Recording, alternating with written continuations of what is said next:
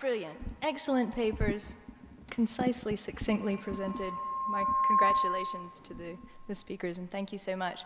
So now we have a luxurious 35 minutes for discussion. And again, I'd love to hear from people who've participated in crowdsourcing projects about your experiences, to relate them to, can everybody hear me now? To what you've heard here today. I'm sure you all have a lot of questions as well for our speakers. I know I do, but I don't want to abuse the power of the microphone here. So does anybody else want to kick off with their questions? Because if not, I'm going to go for it. Okay, I'm going for it.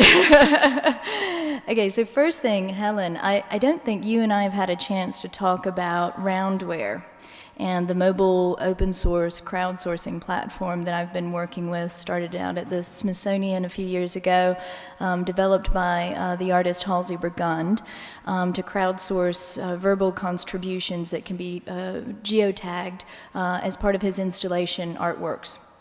And we started using it for crowdsourcing verbal descriptions of objects in the Smithsonian's collections, because there was a problem there, the 132 million collection objects. We weren't ever going to be able to record enough verbal descriptions in English, let alone every language of our visitors. And so I really want to learn from your project, because of course the continuing question about crowdsourced content among professionals, be they museum professionals or verbal description professionals, is quality.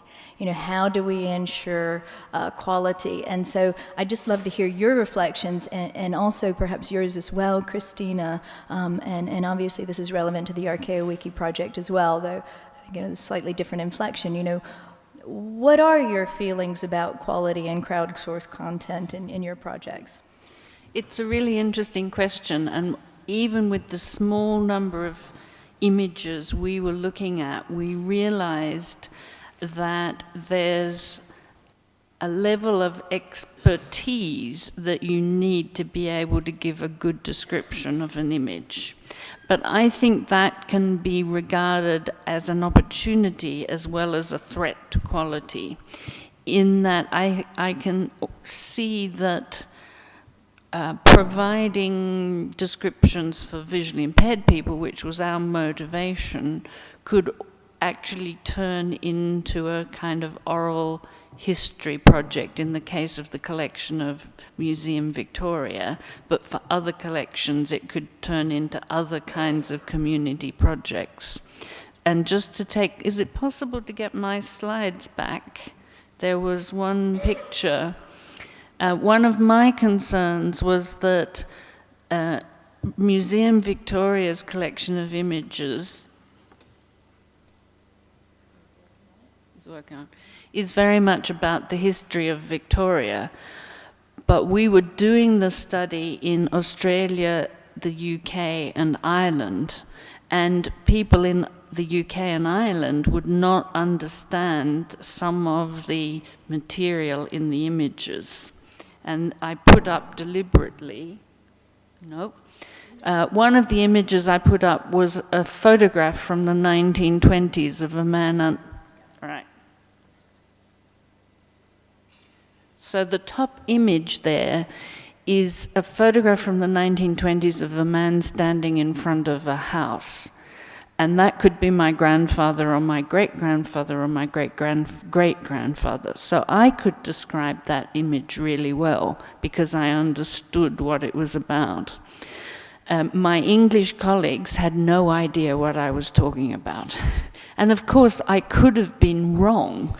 I could have been relating family myths about how we lived. So even my quality, there might be problems with. So my take on this is that you could ask people who have no technical expertise, as it were, no professional expertise, but the public have enormous pools of knowledge about things, and that you could invite people to describe images about things that they know about and they're interested in. Now, that could lead you into a quality problem.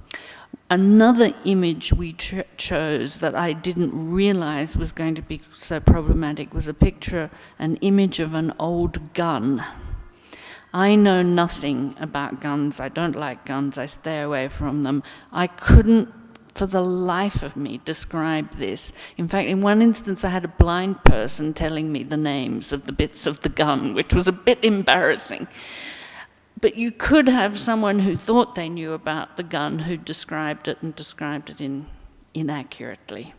So it is a problem, but maybe you can use the power of the crowd then to cross-check and have, like we have flaming wars in Wikipedia of people correcting things. I can see you in certain instances of people being obsessed with bits of gun and saying, well, no, that's not an X, it's a Y, and it's not from 1852, it's from 1853. Fine, let's bring it on. More description is better than no description at all. And as you say, that's then an opportunity for engagement and outreach and conversation. I think you could really engage the public in that kind of collection. In an interesting way, so that might be the next step for us. Actually, on that note, Sara, do you have something you want to comment about how the Wikipedia means of dealing with quality applied to your project? For us, was quite different because the contents was gave to the museum, so from expert people. So actually, we can say about this project, but for the other that will participate, so share your knowledge.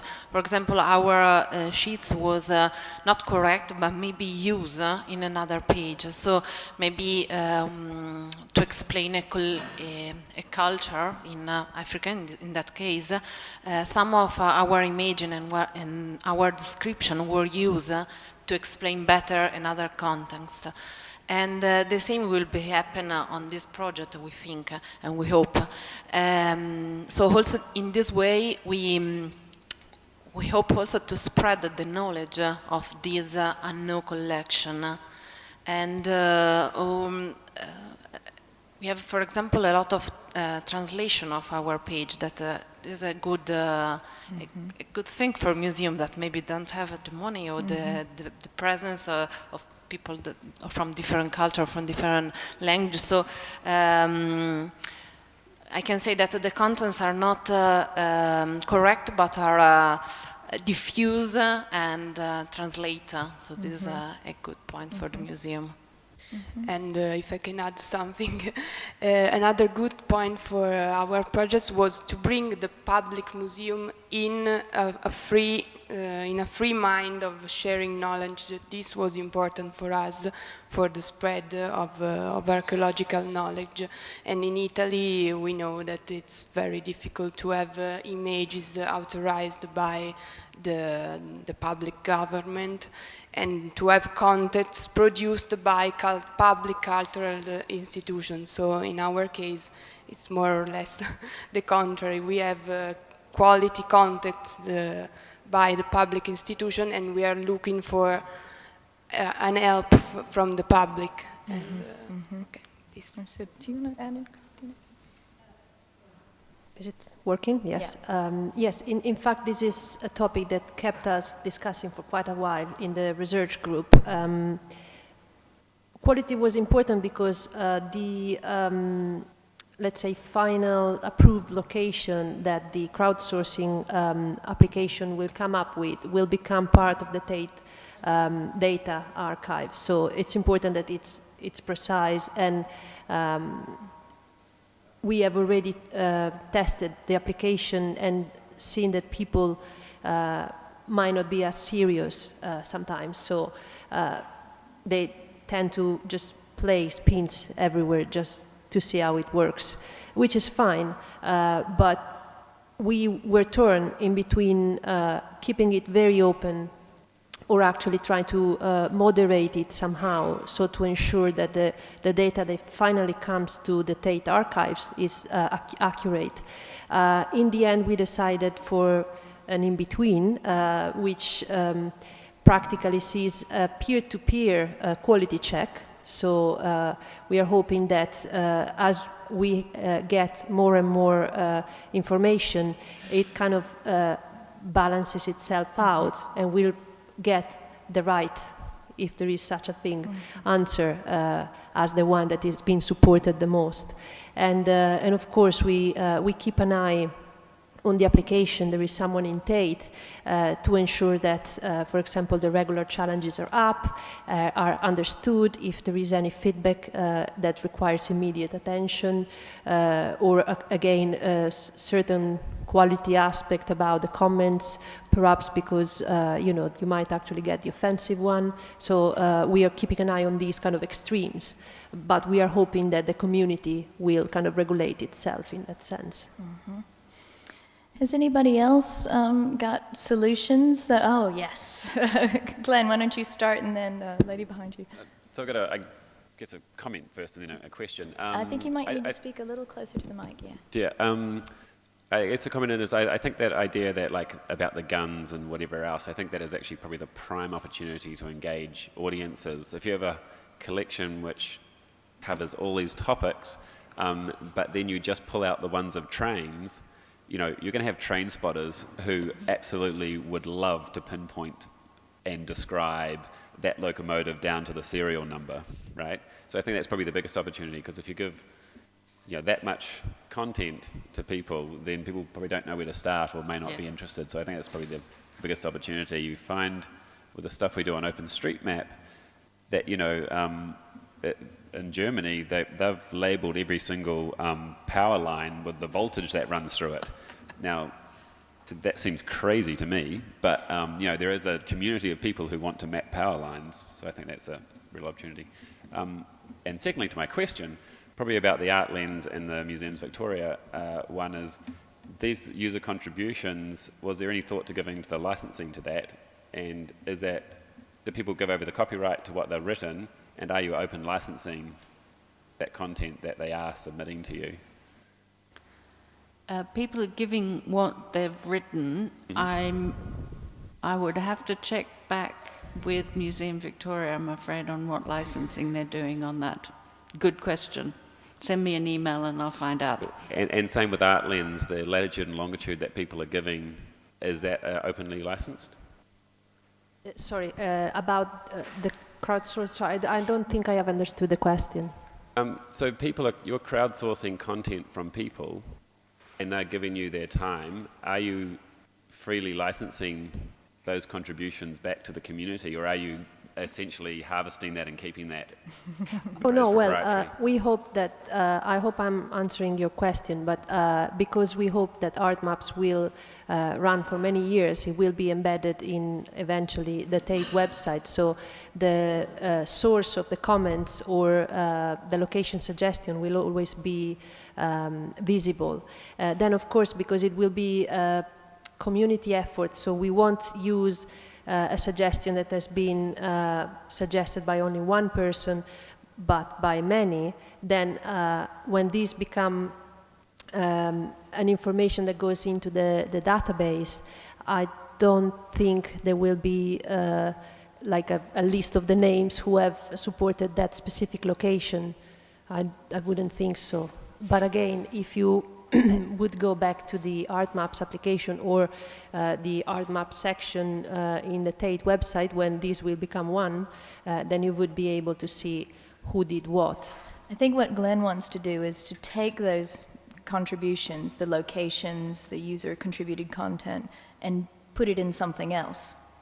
Yes, I mean, is there going to be an API or some way of taking the will content out and doing something other than art maps with it? Well, what the hope is to actually embed the, let's say, art maps application as a section in the artworks page on the Tate website. So at the moment, they are two different things, but one day, and we are also working on the digitizing the digitizing and making more accessible the archive at Tate. So all this information will be open data, and the geographical data will be a part of it. So it will be a whole Great. Thank you. thing. It's Maria Economou from the University of Glasgow. I noticed it was interesting that all three talks talked about also face-to-face engagement with different communities, whether it was workshops with retired contributors or refugees, sort of the women in London, or the visually impaired groups. And because that's the other, apart from quality, it's the engagement question, which is a crucial one. If we build it, will they come? And I was wondering, face-to-face seems to me still crucial, especially at the beginning of the project. After it's set up, and for example, the Tate webpage, the art maps is up, do you, all three of you, have you thought at all whether it's important to continue this face-to-face or whether there will be other strategies for continuing these different forms of engagement online? Okay. So for us, is one of the most important part of our project. Our instrument that is what we call the Wikitrip is made by two moments, one face-to-face and the other one on the web. So for us, I think we will continue with this means of work, because we think that looking at artworks physically, it's still very important, and then you can communicate on the web. But first of all, it's important to have a physical contact with artworks and with people with works with that artworks. I can add one other thing, that in our case specifically was extremely closely contact, because we are the museum is not open already, so the students and the retired people go to the storage of the museum, so they can see really in the hands of the volunteers the object, so they can see without any window or anything. So it's very, very close, and this was fantastic for them. It was a real concrete experience, and it was also a way to motivate them to study something that usually they don't study at school, or maybe they didn't know for retired people, and to know a collection, and after, when there is this curiosity, they are able or they are curious to add some new contents on the web.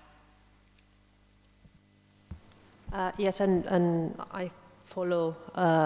We also think it's very important to continue and with the kind of live engagement. And we are actually in March, if you happen to be in London, there is an exhibition opening at Tate Britain called Ruins, and we are using art maps and another application developed in Nottingham, at the University of Nottingham, to test art maps as a trail making support. So we are kind of pushing the boundaries of what art maps can do, and we want to test both the ideas and the applications in practice with people in real life first. And I'd just say that although our engagement with visually impaired people in this project was to understand what they needed from the descriptions, I think when the crowdsourcing actually gets going, there are two opportunities for creating more face-to-face engagement, that the visually impaired people who are able to listen to the descriptions of the objects will then be more interested to go to the museum, be that with a sighted friend or to do a touch tour or something else, but also the people who do the descriptions are more engaged with the museum and may be encouraged to go and see this strange gun or whatever it is they've been describing. So I think it's a further way of increasing engagement. So I wonder if that might go to what I suspect is Dado's question around quality, if it's following on from the tweet. Okay, let's see if this it works. Actually, I was wondering, you for the ArcheoWiki project, did you work with Wikimedia Italia, right? So I was wondering, since we are trying to embark in a very difficult Curipedia project with one of our clients, I was wondering, do you had any support from the international Wikipedia community? Because of course, one of the deal is with Wikipedia is that you can get your content translated into like endless languages, and you can have everybody accessing it from the world. Did you manage to have any contact, or did you try, or? We collaborate just with Wikimedia Italia, Okay. and actually we try to collaborate with Wikipedia International and to promote the project, but was quite difficult. So Tough for the part. moment. Okay. They had a lot of things to do. More than. Okay. Because I've got it. I need to. Thanks. You're welcome. So, but I do want to call you out on that tweet about a bad description is better than no description. Quite right. This is not a trivial statement. Can we have a heated debate? That was actually a very strong statement for me. I mean, if you work with museums and like cultural people, you know that the authenticity of what you're doing and the fact that it can be controlled in a way is a big issue. So for us as well, convincing museums to work on Wikipedia is really difficult because they know they're going to lose a little bit of control. So how do you... I was being deliberately provocative because Wonderful. I know museum people are obsessed with quality. And as a non-museum person, I sit there and I just nod wisely. So what can I say that's further provoking about this? For a blind person, let me put it this way. We complain about information overload in the modern world. And one of my close friends, who's been totally blind for 30 years, says, don't ever complain to me about information overload. I live in an information desert. So any description for him is better than no description at all. Therefore, we have to balance the needs of creating descriptions which may not be perfect with having no descriptions at all for visually impaired people. And I am not saying there shouldn't be quality control. Absolutely. You don't want really inaccurate descriptions. But I think the way Wikipedia controls is quite not the right word, but manages really bad stuff. Really bad stuff on Wikipedia disappears because people notice. So I think you can use the power of the crowd to also do some of the quality control, and the museum has to be able to do some of the quality control as well. But I think returning to the comment that was made earlier about if you put up images of trains, the train spotters will come and they will do the quality control. Now, I think the trouble with that is, having looked at a lot of the material on Museum Australia, there are lots of areas where there are enthusiasts, but I'm not sure there's a group of enthusiasts for every group of images that you've got. You need a community. So it's not an easy problem. But when I said I'm not sure I said a bad description. I said any description is better than no description. I was thinking of my friend who has no description. Well, Helen, if I could just add, and I think you actually suggested another answer to that question when you were speaking earlier, which is, maybe the point of crowdsourcing isn't always just the content. And I think Trevor Owens has written about this very eloquently, and I recommend his blog. He also published an article on this in Curator Journal last year. And he makes the argument that sometimes it's not about the product, but the process. And that process of engagement is perhaps the most valuable thing that museums in particular can get out of crowdsourcing. Plus, I really agree on you open a thread sort of thing, because if you have a wrong content at some point, somebody's going to point out that's wrong, and they're going to follow up with the correct one probably. If there's no content, nobody's going to comment on that at all. And actually, curators get things wrong too. Right. So we live with that. Actually, Thanks. One of the funniest examples in the whole project was one of the images we chose was a small sculpture. and Museum Victoria couldn't decide whether it was a cow or a bull. So the cataloguing information was contradictory. And we were in the first study, we were telling the visually impaired people what the cataloguing information was. And I had so many comments, because I was one of the interviewers. Well, is it a cow or a bull, Helen? And why doesn't the museum know? So museums are sometimes unsure. Nancy? Yeah, Rob. So I was trying to wave over there, but I was too far to the side. Oh, sorry. I'm glad you moved. Thank you. So Susan, Chun, and I were having a discussion, particularly about this idea of whether a bad or any description is better than none at all. And we had done quite a bit of work in the past on a social tagging research project called Steve.Museum, and it found out a couple of different things that were interesting, but among them was that, in fact, even socially contributed information that was completely factually incorrect was oftentimes useful. Sometimes useful to the public, but often very useful to the professional staff of the museum. So, anecdotally, at that time I worked at a museum in Indianapolis that had a very strong Asian art collection, and Westerners, myself included, frequently misidentify the origins of Asian art. And so we would have tags that said Korean on Chinese objects and tags that said Japanese on Korean objects. And this very much disturbed our curator of Asian art, as you could imagine. But what turned out to be incredibly useful to us was that even the wrong information was a source of use to that curator in identifying the common misconceptions that the public had about his collections. In fact, he ended up being able to use factually incorrect tags to then improve the way that he described those objects. But so that's one. But the second thing is really, I think there's a fallacy that just if we put information up there and allow open access for people to contribute their own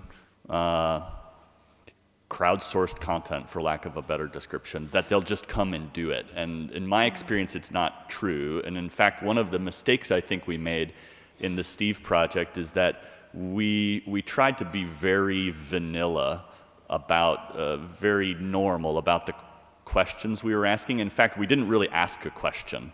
We in fact had long meetings about what the user interface would look like so that we didn't bias our experiment by asking a question. And as a result, we got a very vanilla response in some areas. And I think that the key is in trying to match the intrinsic motivation of the person who you want to do work for you. If they're not enjoying it, well, their enjoyment is their payoff, and they may be hobbyists, but I think the world of powerline enthusiasts is very small. And if you can find them, great, but you have to be able to ask them a really particular question. And I thought that was worth saying, because I think that was a mistake that we made. It's a really interesting point. It makes me think one of the things that we'll be working with in the workshop on mobile tours tomorrow is question mapping, and that you might even be able to crowdsource those really good, provocative, inspiring questions to then continue to generate content. So thank you, Rob. Now, you might have noticed I've had 2 urgent interruptions, and I'm going to stop here and just warn you all that in 6 minutes, an alarm bell is going to sound. Don't worry about it. But we are supposed to finish at 3 o'clock, so we've got about 6 minutes for any more questions or comments. Okay, so I want to raise one. Oh, there was one there. Yeah, please, go ahead. You might need to, you can come here, maybe? See, we're being recorded, so it's great if you can just make it. Yes, I'm Anna from State Historical Museum in Moscow, and it's really interesting to hear all these stories, but for this museum, we are not ready technically for such a project like at Tate or at Museum Victoria, but we really want to start involving people in and so that they share a kind of data. And what would you recommend? How can we start? We have some social media profiles. Unfortunately, we don't have such a big database of museum objects, but we have a lot of initiative. Yes, I feel I can, I hope, answer this question because, as I said, we have tested the ideas of art maps and the application at various stages. And at the beginning, I joined the team 1 year in, and the first engagement events they did were actually without application at all. So the technical aspect of the crowdsourcing was left to platforms that were already available out there. There was nothing tailor-made for that. It was just ideas testing. And I think, as you said, if you have initiative and you have the people committed to do it, I think it's just a matter of finding a good platform that it's already out there that could support your ideas and then just go out there, I would say. And I mean, that speaks to the urgency that those of us who have worked on open source crowdsourcing platforms, we need to make sure people know about them so other museums can use them. So maybe that's another project we can take away from this meeting today, is to add links in your papers and online and share those. Yes, thank you. Thanks very much. I had one kind of last question which might provoke a few more, which is, you know, I've looked at Wikipedia a lot because it's kind of the granddaddy of crowdsourcing. In trying to think about metrics, how do you measure success in crowdsourcing? You know, are 10 contributions good, 100, 1,000? Obviously it depends, but there have been so few crowdsourcing projects in the cultural sector that there are not a lot of benchmarks to go against. And I think Wikipedia is kind of an interesting benchmark at, you know, one end of the spectrum.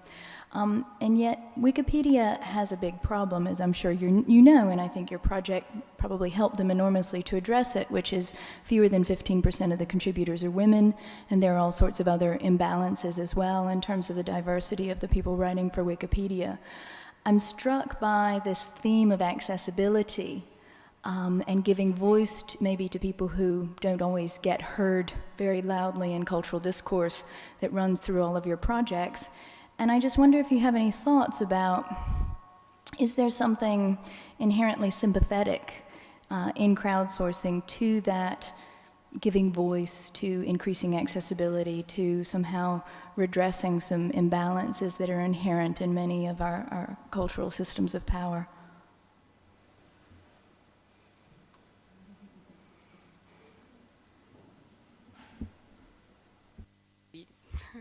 Could you please repeat the question? I don't understand very well what Me too. You don't have to sound silly twice. So,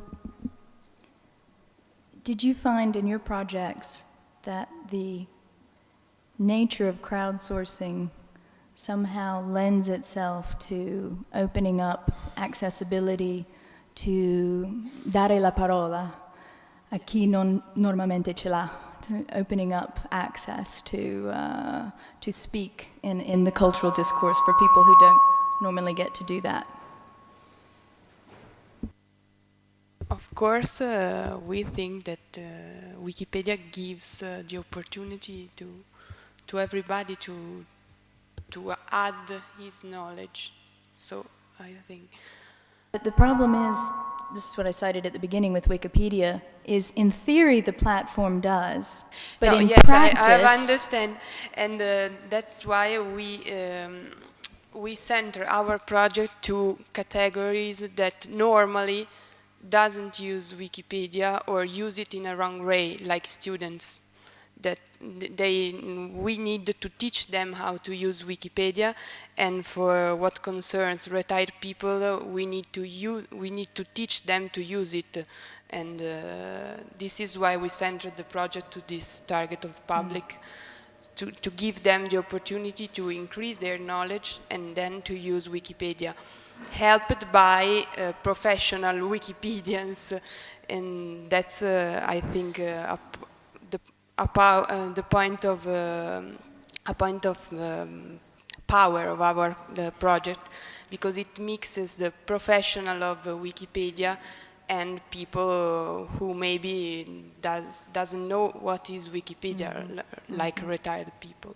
I don't know if I answered. Yeah, I think that's good. And in about 30 seconds, I think we're going to have an ear-deafening alarm bell ring in our ears. So I just warn you, if you wanted to add something, you might get interrupted. Well, I'll just add, I was struck by how impressed our visually impaired people were that Museum Australia was thinking about them and wanted to include them in the image collection, so we call it. Of course, they were being included as users, not contributors. And I have been thinking about, well, how could the visually impaired people be more active in this? Because I think they are a group of people who want to contribute more. I think there's a source there. And when we've talked about quality, interestingly, I think we've all been thinking about the quality of the descriptions in terms of the accuracy from a curatorial point of view. But there's also the quality of the descriptions as to whether they're the right kinds of descriptions for visually impaired people. And I've been trying to think about, well, how could you get visually impaired people commenting on the descriptions and improving the quality by giving feedback to the people who've been making the descriptions. It's quite hard to see how they can do it without some sighted help, and they don't want to do things with sighted help. They want to be independent. But they could be commenting that, well, I don't understand. I don't get a mental image of your object from this description. But whether they can give enough feedback to improve the descriptions, I'm not sure. But that might be another way of engaging people. Great, thank you. Okay, so I'm glad the bell hasn't rung, but we need to stop anyway, so the next session can commence. Thanks, everybody.